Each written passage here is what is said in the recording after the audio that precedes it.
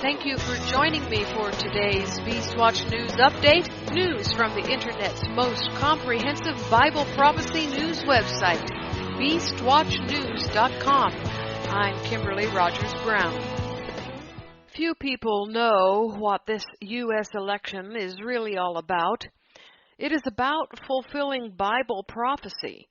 The scandals and high political heat, the great divide between the left and right, are only catalysts to cause Yahweh's selected man to inhabit the White House and do His will, whether that is President Trump for another 4 years or Joe Biden for his first term as president. While everyone is obsessed with the election mess in America, some other things have been happening in the place on which Bible prophecies are centered, Israel and the Middle East. Next Tuesday could turn into Groundhog Day for a while as the election results are sorted out for weeks or months. The drama won't end on Tuesday. It will just be starting. Meanwhile, let's take a look at the changing dynamics in Israel and the Middle East being perpetrated by the United States. Starting with what Americans are really voting for, America, led by a man who is working to cause Israel's rise as Mystery Babylon, or America led by a man whose main concern is lining his own pockets. Either way, Yahweh is in control of this election as He has been in all of America's elections. Special advisor to Jared Kushner and presidential assistant Avi Berkowitz said he feared a negative impact on Israel's normalization with other countries in the region if Joe Biden wins the presidency. One rabbi fears the Gog-Magog war will come if Biden wins. He doesn't understand that the Gog-Magog war will happen under either president. There will be war in the West Bank. What we don't know is whether the U.S. will trigger it by helping Israel to further harm non-Jews living in Israel and the West Bank, or by trying to stop the Jewish leadership from continuing in its harm to non-Jews. Scenario number 1 is the likely one under an Israel-friendly administration, such as Trump's or another administration in the future. Scenario number 2 is likely under a Biden or other unfriendly Israel administration, like the former Obama administration, which Biden will continue. The Israel-friendly White House will help Israel in its pursuit of happiness and annexing the entire West Bank, thus causing war there. The Israel-unfriendly White House will try to force Israel to return to negotiating with the Palestinians. The problem with the latter is it is likely that Israel is now past the time when Yahweh's land will be divided this way, unless a future prime minister who is not Netanyahu comes along. Netanyahu would rather die than switch at this point. Joe Biden has a long standard record of being pro-Israel, but that term needs to be defined. Trump is also pro-Israel, but these two men have different definitions for that term. Jewish Virtual Library says Joe has made it clear he will not tie security assistance to any political decisions that Israel makes.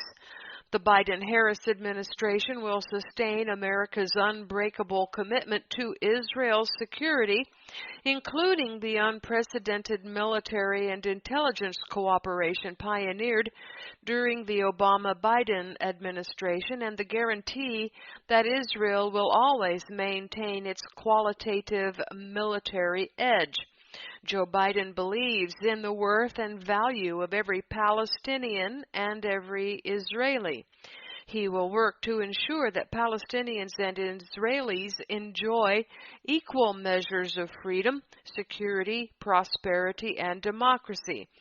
His policies will be grounded in a commitment to a two-state solution where Israel and the future viable state of Palestine will live together in peace, security, and mutual cooperation. Biden opposes any unilateral steps by either side that undermine a two-state solution. He opposes annexation and settlement expansion and will continue to oppose both as president. As president, Biden will take immediate steps to restore economic and humanitarian assistance to the Palestinian people, consistent with U.S. law, including assistance to refugees, work to address the ongoing humanitarian crisis in Gaza, reopen the U.S. consulate in East Jerusalem, and work to reopen the PLO mission in Washington. Biden will reverse Trump's progress in Israel. This reversal will not sit well with Netanyahu and his religious right. The pro-Israel term's meaning for Biden is a return to the status of Israel in the Obama administration's time. Americans are voting for how Yahweh's land will be divided. Will Jerusalem's and the land's division come through creating false boundaries to make two states out of one? Or will the division come through forcing out all non-Jews through the Abraham Accord? This is the prophecy vote behind the U.S. election. Both ways will eventually cause war. There is no way out of war in Israel. So your vote has to do with which way war will come to Israel, not whether it will come. In fact, last week, the Trump and Netanyahu administrations signed an agreement between the U.S. and Israel which is designed to shore up the U.S.'s military assistance for Israel in the event of war. This was done ahead of and in preparation for a possible Biden win. Alternate Prime Minister and Defense Minister Benny Gantz and U.S. Secretary of Defense Mark Esper signed a joint agreement on maintaining Israel's qualitative military edge in the region at the Pentagon on Thursday. Gantz hailed the agreement as a confirmation of the U.S. commitment to Israel's security. The agreement comes on the heels of Israeli concerns regarding rumored U.S. sales of F-35 fighter jets to the UAE. The effects of the joint agreement will reach into the next presidential administration. According to a September Reuters report, the U.S. was preparing to sell the aircraft to the UAE as early as December 2020, although working on a solution to maintain Israel's military superiority in the region. Prime Minister Benjamin Netanyahu has come under fire for allegedly failing to disclose a secret clause in the UAE-Israel peace deal that would allow Washington to sell advanced military equipment to the UAE. At the signing ceremony, Esper reiterated that Israel's security is a major priority for the U.S. Gantz emphasized the importance of the military cooperation between the U.S. and Israel, especially as the Jewish states' normalization agreements shift alliances across the Middle East. He touted the agreement as a major leap forward for Israel's security interests, and indeed it is. Speaking to JNS, a senior former defense source said that the central aspect of the agreement centers on securing U.S. loans for the early delivery of defense systems that have already been authorized for sale to Israel. Although neither Gantz nor Esper specified what these systems are, Israel is seeking to purchase additional Lockheed Martin-made F-35 fighter jets and the Israel Defense Forces is due to announce which kind of new generation transport helicopter it will select to replace its aging fleet.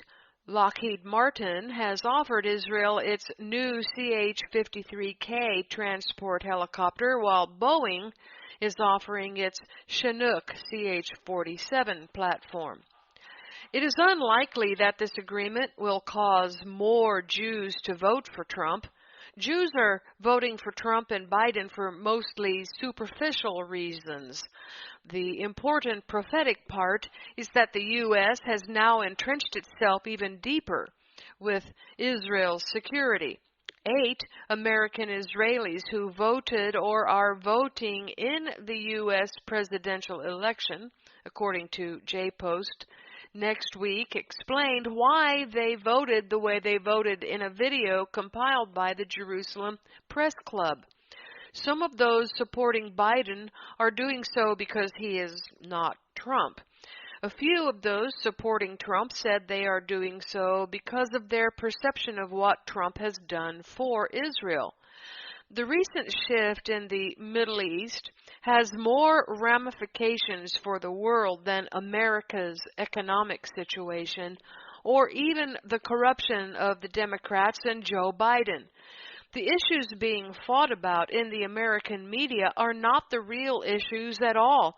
The real issue, the prophetic issue, is Israel and the Middle East. Gantz remarked that the Abraham Accords are now making it possible for Israel to face Iran in a direct conflict.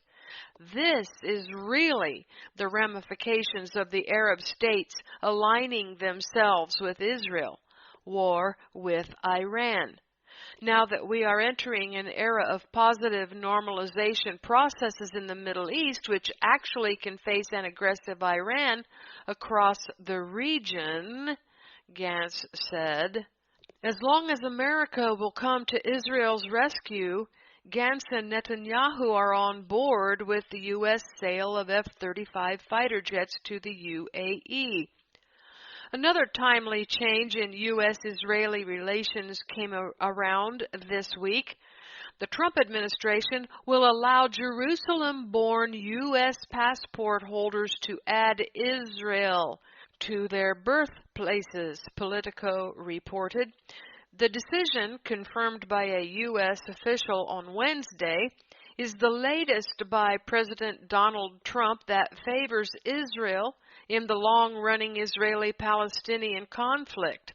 It could be revealed as early as Thursday, just days before next week's U.S. presidential election, and it could help Trump as he seeks to turn out evangelical Christians and other voters in his base who strongly support Israel.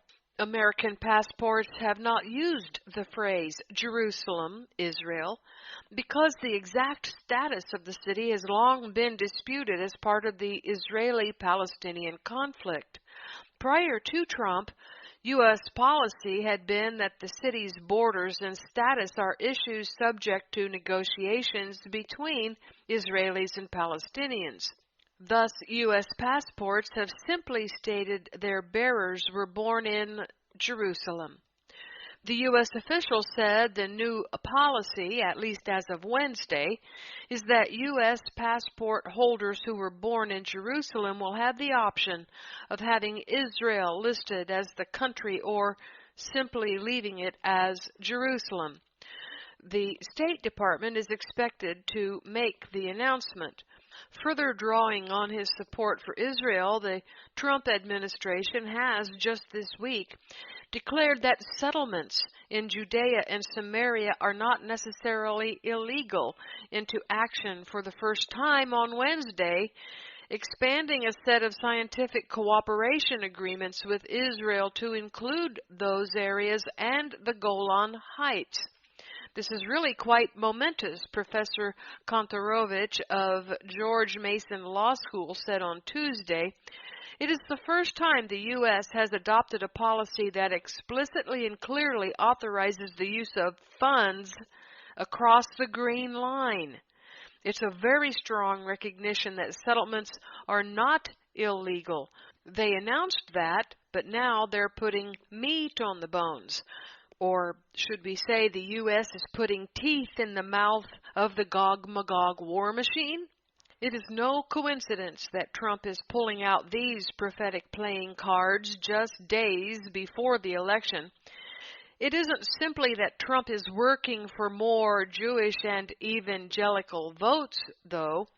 He understands, whether consciously or subconsciously, what the U.S. and Jewish media do not. This election is not about what is being reported in the news. It is all about fulfilling the prophecies in Scripture, and Israel is at the center of Bible prophecy. Ivanka prayed at her Messiah's, Rabbi Schneerson's grave for Trump's re-election. That should give us a clue. Israel approved 2,166 new settler homes across the occupied West Bank a couple of weeks ago. The approvals came less than a month after the United Arab Emirates and Bahrain signed agreements to normalize relations with Israel, which in turn pledged to freeze its plans to annex swaths of the West Bank. I was opposed in the past to calling West Bank settlements, and where the Jews settled, occupied areas. Two things changed my mind. First, I was told by a Jewish woman when I visited a West Bank settlement that she was proud to call her village a settlement and that I should not oppose the term. Second, understanding that the modern UN-created state of Israel is not biblical Israel has helped, and that the coming Jewish Messiah will not be our beloved Yeshua, who is God and King of biblical Israel. The understanding that the two houses of Judah and Israel have already been restored through Yeshua made a big paradigm shift in me. The two houses did exist. They still exist in the world where Christians and Jews both tout their own replacement theologies. The existence of the two houses is tied to their replacement theologies. Thus, the two houses only exist in the world political realm. They no longer exist in Yahweh's view, except insofar as he must destroy them both in the minds of his people in the end of days. Both houses' complete destruction already happened when Yeshua died and resurrected with the renewed and restored Israel. But his rebellious people deny his restorative work to this day. The Jews claim it is only they who get to inherit the promised land. Christians and other Ephraimites have no place there. And the Christians say they replaced the Jews, and Christians are the renewed Israel, but they don't want the land. They get a better place, heaven. Both of their rebellions against Yahweh shows up in the language of Jews and Christians who refer to God's people as Jews and Gentiles. There never were Jews and Gentiles in the Tanakh, and there won't be Jews and Gentiles in the kingdom. There will only be Israel. The Jews and Gentiles terminology was used in the New Testament by the apostles as a convenience for culture's sake only. Yet, here we are today, still struggling over whether or not Yeshua completed his mission to restore the 12 tribes. He did. Otherwise, there cannot be a biblical Israel in our future, a biblical Israel wherein all the people subject themselves to him as their God and King. Only believers in Yeshua will be in his kingdom. There won't be any Jews and there won't be any Christians in the kingdom. There will be, however, Israelites from all 12 tribes. All that is left for him to do is to plant all 12 tribes back in biblical Israel territory, each within their tribal boundaries, by ingathering them. This is why I no longer have a problem calling a settlement and saying that Israel is occupying the West Bank.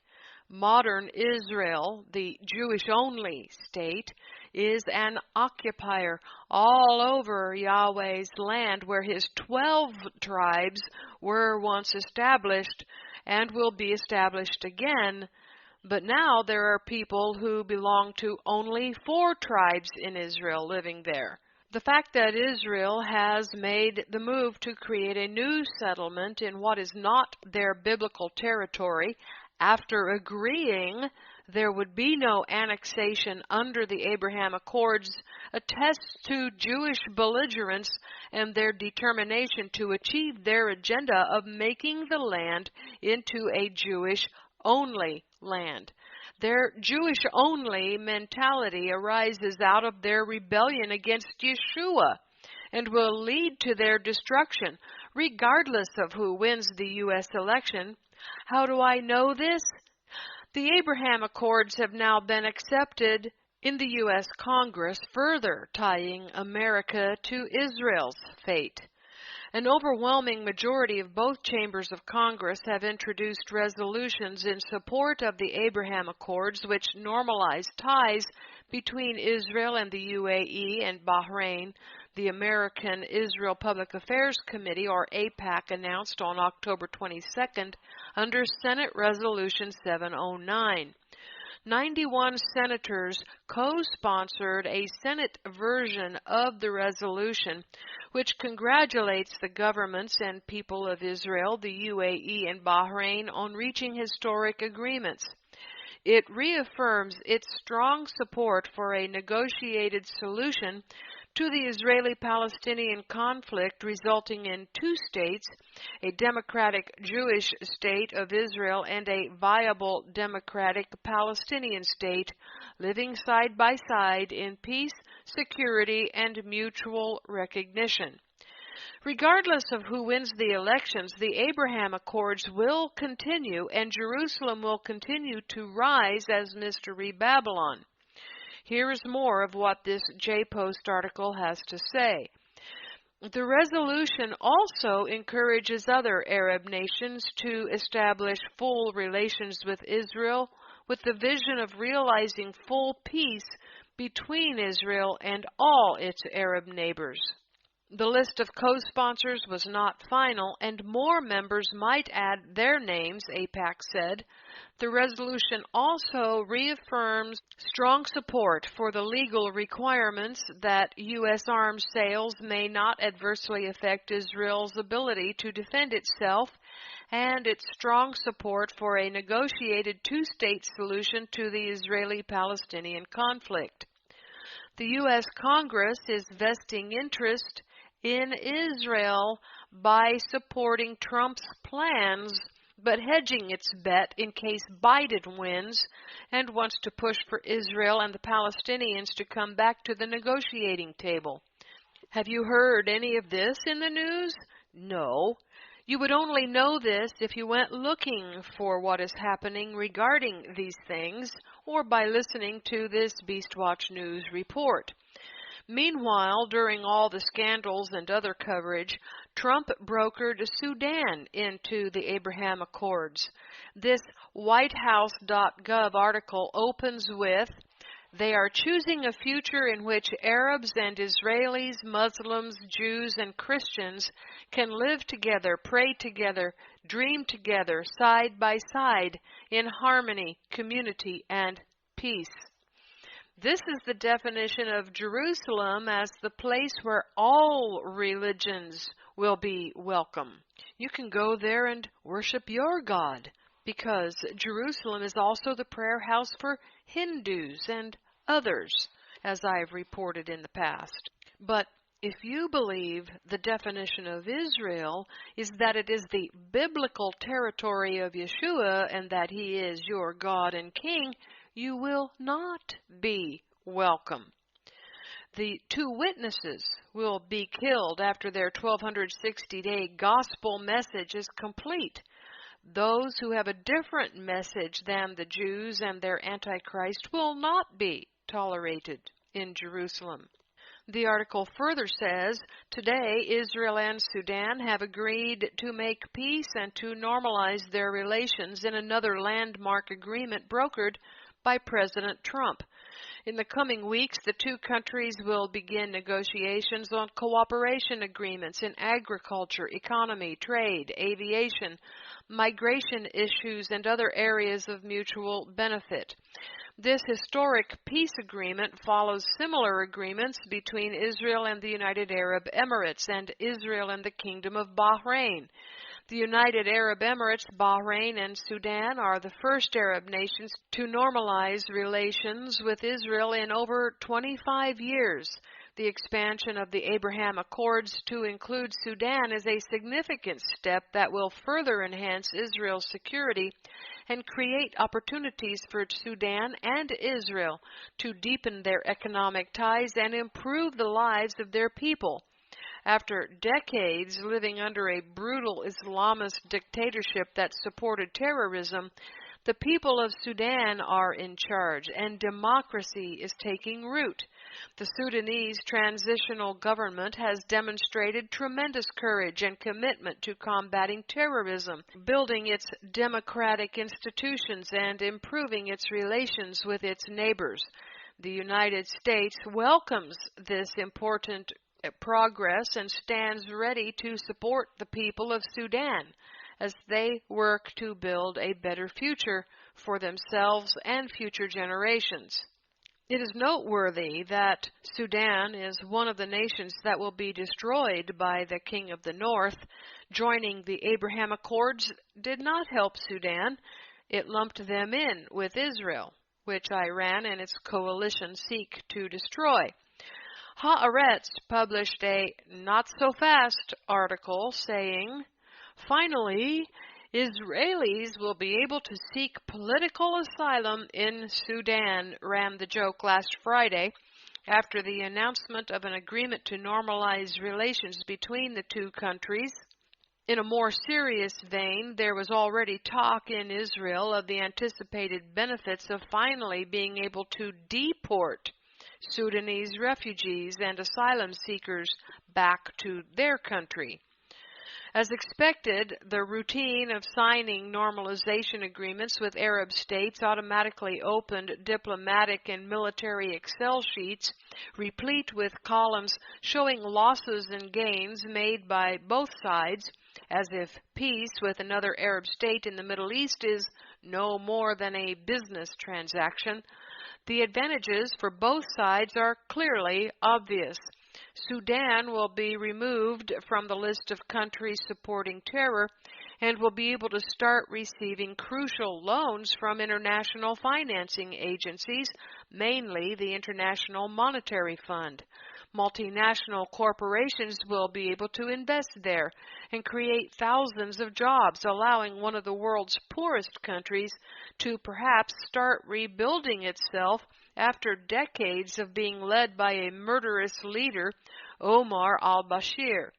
With this agreement, Israel will complete the creation of a safety cordon in the Red Sea, which includes Egypt, Jordan, South Sudan, and Saudi Arabia. The transfer of weapons from the Sinai Peninsula to Gaza, which relies on smuggling routes passing through Sudan, may be further curtailed. But the main asset from Israel's perspective is the stabilization of the normalization process with other Arab countries and its acceptance as part of a strategy that serves the interests of those countries. The Knesset's Palestinian Joint List of Arab Parties roundly condemned the normalization deal between Israel and Sudan, while a former chairman of the Balad Party, one of the constituents of the Joint List, called for the Sudanese people to overthrow the government because of the agreement.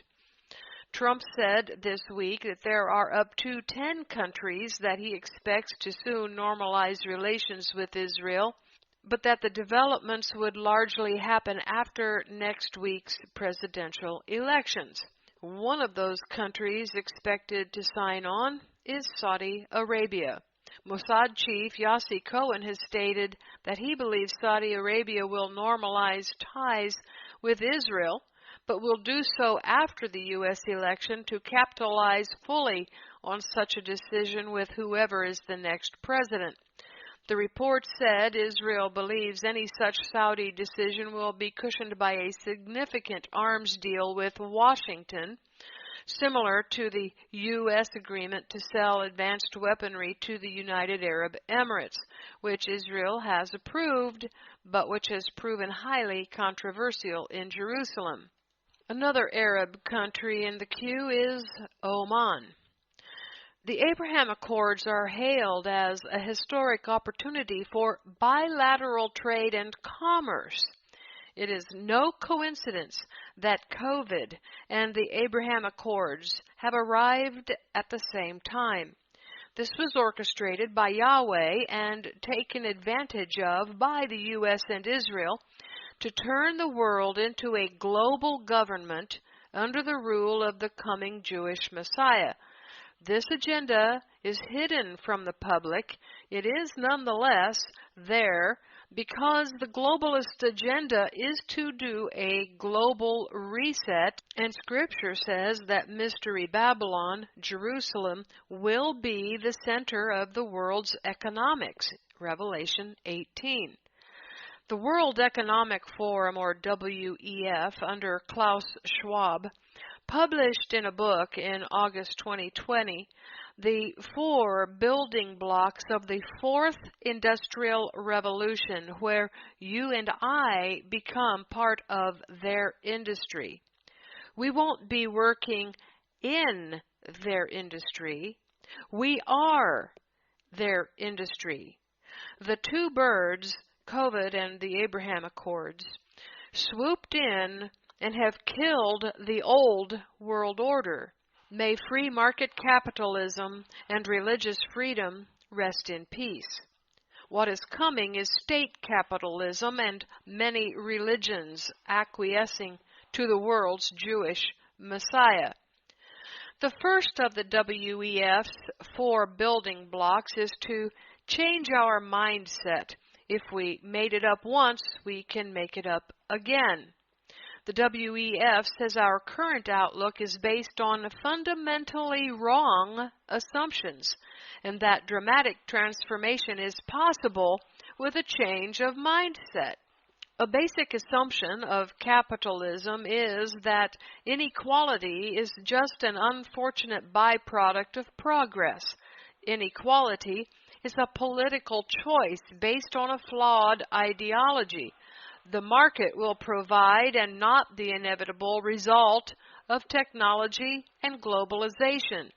This is neither true nor irreversible. Another myth is that humans are intrinsically selfish, uncooperative, and aggressive, and without the civilizing influence of governments and leaders, order would soon break down and chaos reign. Research shows that in over 200,000 years of human history, we are, in reality, hardwired to be kind, cooperative, and caring. But we run our countries, civic institutions, companies, schools, often even our families, based on this deeply negative and incorrect assumption about human behavior.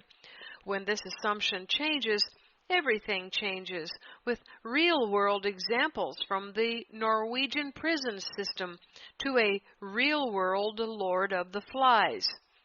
Our view of the world was simply made up, and made up by a surprisingly small but depressingly influential number of individuals, from Machiavelli and Adam Smith to Milton Friedman and William Golding. But if we made it up once, we can make it up again, and there are plenty of people out there with great new ideas to work with if we started to take them seriously. The Bible got it wrong, which is why you must die for telling people they are sinning when they have sex with someone of the same gender, or kill a baby by abortion. Didn't you know that these are actually acts of kindness, dear people? You dear, useless deplorables? COVID-19, the book further says, has shown the truth on both of these counts. What is important, to quote Henry Ford, is to realize whether you think you can or you think you can't, you're right. COVID to the rescue. The globalists are relying on COVID to scare the wits out of the world's people, to drive them into the chute, taking them to slaughter. Number 2 in this book is to create new metrics. Measuring what matters will change everything, because seeking God changes nothing. We must turn to metrics. GDP, or gross domestic product, measures the wrong things. Measuring the right things will give governments, businesses, and citizens the knowledge they need to take the brave and challenging steps required to move to a more people and planet-centered way of living. GDP fails on so many levels. It measures wealth and ignores its distribution. It fails to even register the human and financial costs of capitalism, externalities such as social welfare, environmental degradation, and the social, mental, and physical health costs of innovations. Oh yes, we must do away with capitalism in America, and when Americans hear this, what comes to mind are the Chinese and Russians. The problem is that the communists of China and Russia are actually capitalist. They are state capitalists.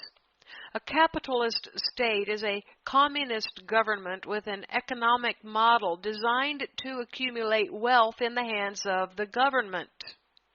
China's domestic business model is capitalistic, while its government is communist, meaning the government is everything, and the public is nothing but producers of things.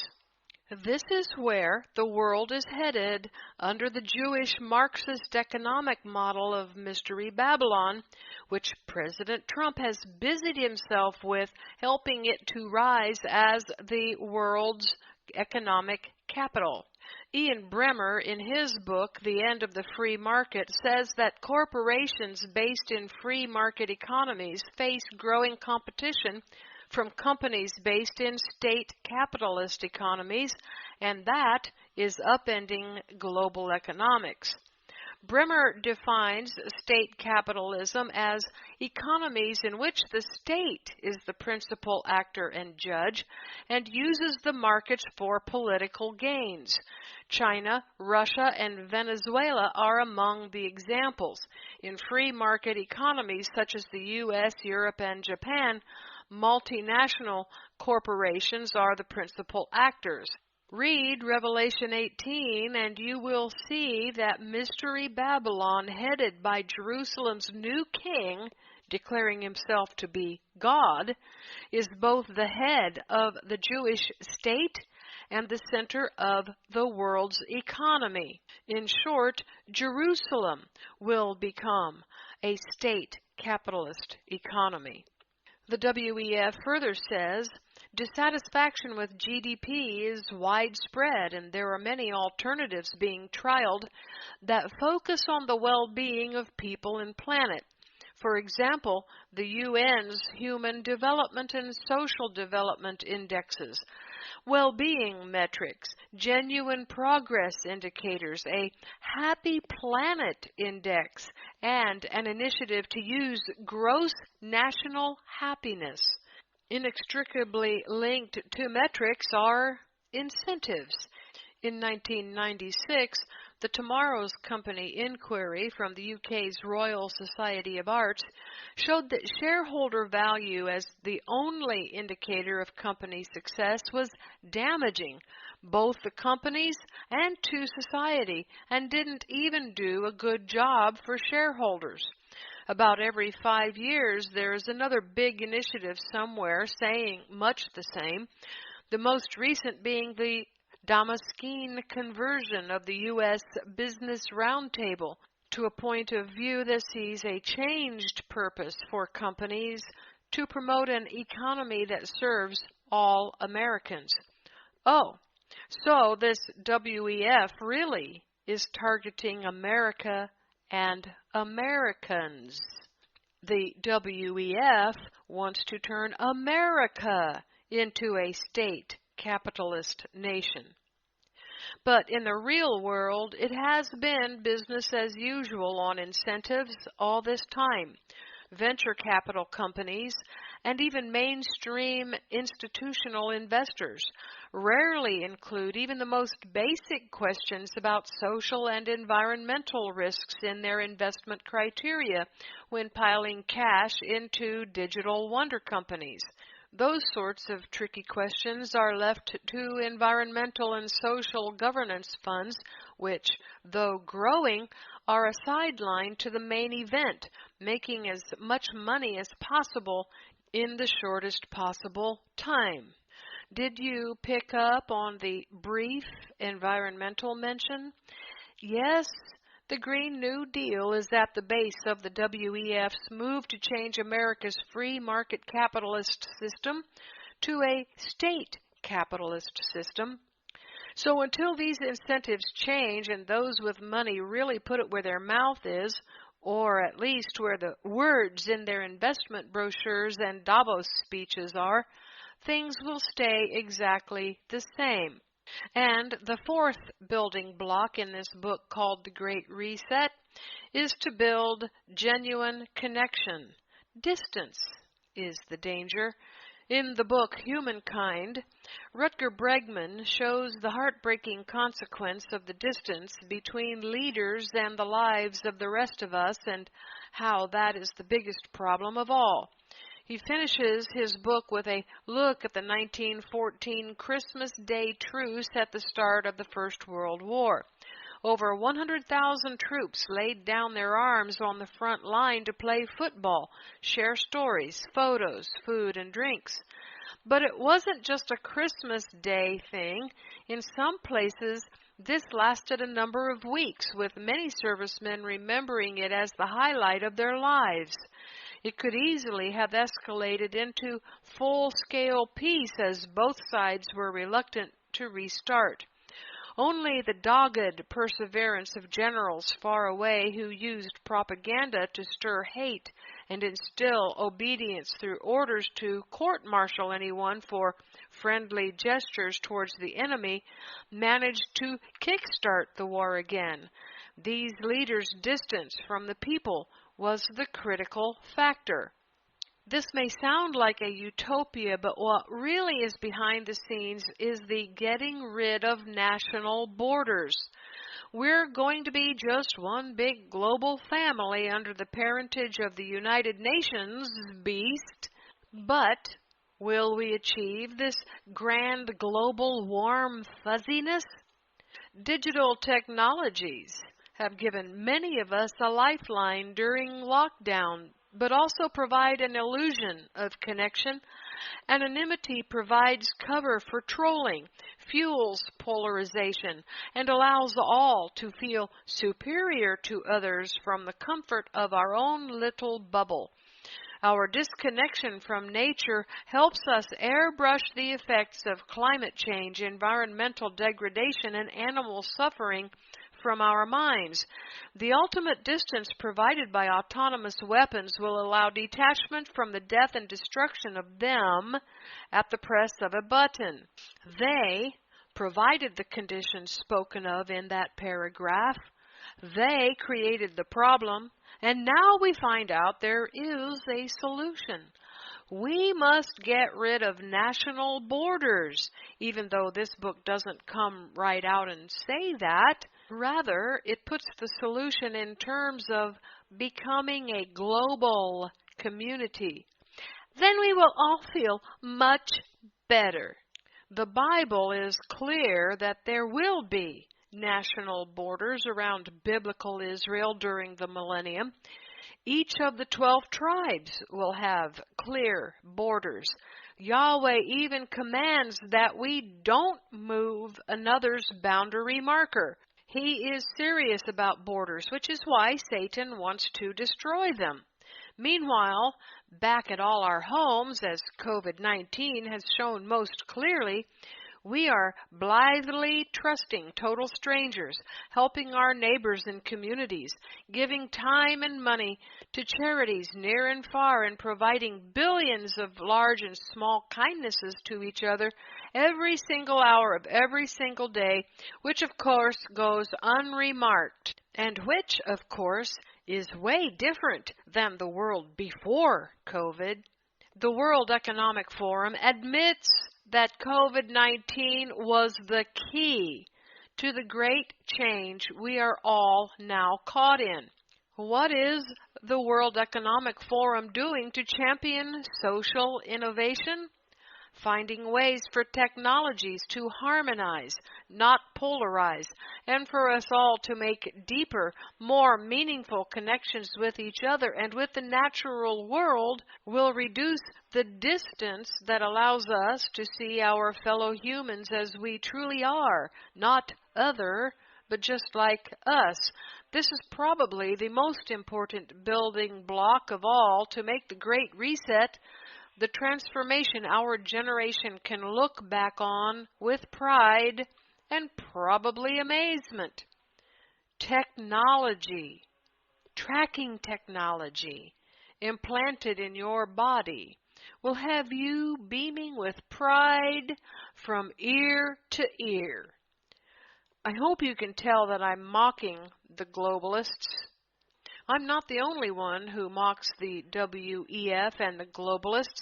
Bitcoin News is calling out the WEF for its fascist agenda and reboot propaganda. Yes, Bitcoin News, the purveyor of news about digital currencies. Less than 2 weeks ago, the International Monetary Fund managing director called for a new Bretton Woods moment.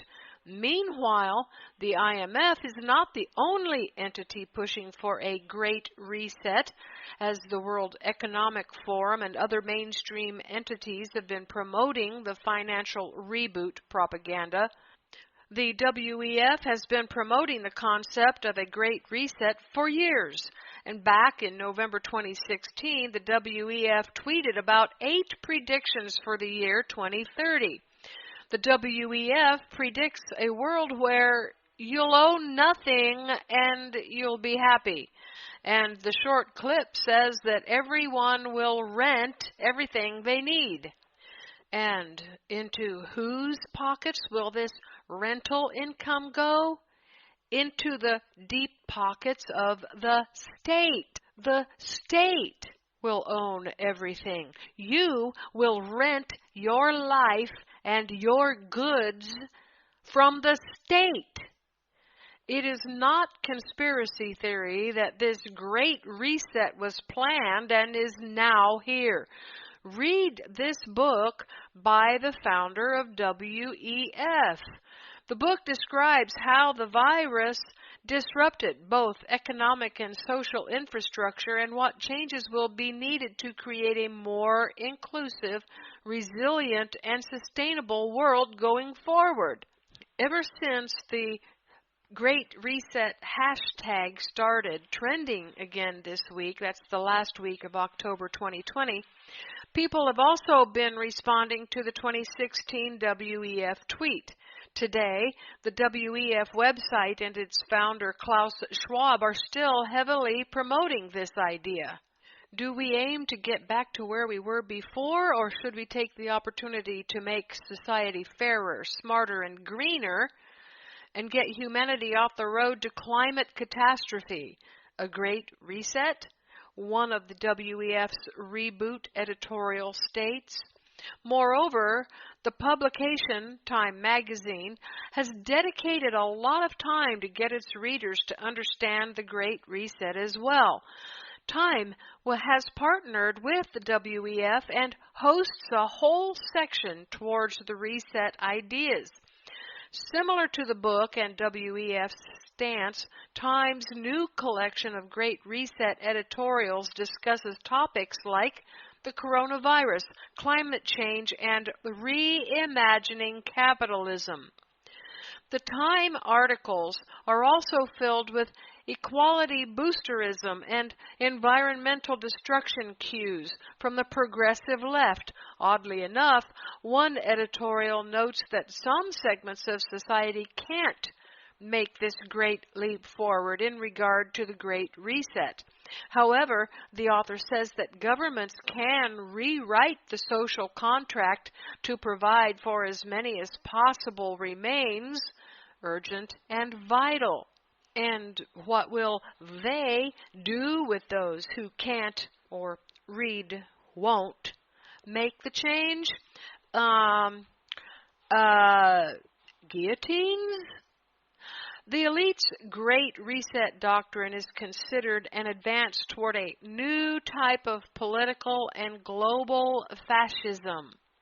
Not everyone is too keen on the Great Reset concept, and there's a number of hit pieces against the idea trending on the web. For a case in point, an editorial published by the publication Winter Oak calls the new trend Schwab's fascist reset.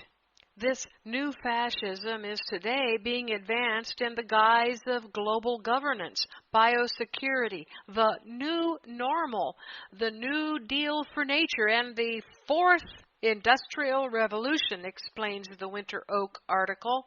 The author adds, the original fascist project in Italy and Germany was all about a merger of state and business, while communism envisages the takeover of business and industry by the government, which theoretically acts in the interests of the people. Fascism was all about using the state to protect and advance the interests of the wealthy elite. On Twitter, one of the authors of the HPV vaccine on trial, Eileen Lorio, told her 15,000 followers that the founder of the WEF wants to take this unprecedented opportunity to reset the world. The Great Reset was founded in Davos, and you don't get to vote on it. Climate change policies will be the cover story. Time magazine loves it, she added. For quite some time now, free market advocates and Austrian economists have warned about the infectious political globalism spreading throughout the world. Meanwhile, central banks and politicians have been creating money out of thin air and feeding trillions to special interests. Winter Oak says that Schwab's agenda is based on his theory dubbed stakeholder capitalism, which has a number of extremely fascist elements. In a stakeholder capitalist-based world, the private sector is tightly tethered to the government, and the notion that a firm focuses on meeting the needs of all its stakeholders, customers, employees, partners, the community, and society as a whole. There are many complicated parts to Yahweh's end times scenario. All the factors form a confluence of situations and conditions designed to end our world as we know it. The Great Resetters are fighting Satan's war to get permanent control of the planet. Our current age will be ended by Yahweh to usher in the next phase of humanity's development, the weeding out of the rebellious from the obedient, the tares from the wheat, and separating the goats from the sheep. Do your part in this election if you feel called to do so. Just know that this election will not change the direction the world is going in under the hand of Yeshua, Yahweh Elohim. I'm ready for it to be over and to be in Yeshua's kingdom with him. Aren't you? That's it for this Beastwatch News Update. This is Kimberly Rogers Brown signing off. Click over to beastwatchnews.com for full comprehensive coverage of all the headlines fulfilling end of days Bible prophecy.